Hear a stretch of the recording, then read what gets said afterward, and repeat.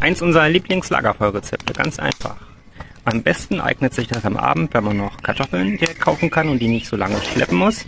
Dann schneidet man sich die einfach klein, damit sie alle in den Topf passen. Oder bei kleinen Kartoffeln packt sie einfach so rein, hat ein schönes Feuer entzündet.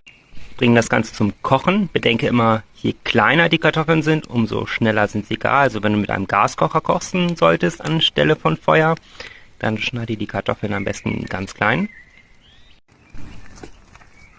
Wenn die Kartoffeln gar sind, bis sie das Wasser abgießen.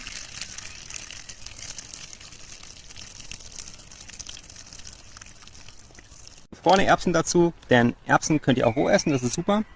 Und gefrorene Erbsen und heiße Kartoffeln bilden eine perfekte Esstemperatur. Ein bisschen Salz, ein bisschen Pfeffer, los geht's.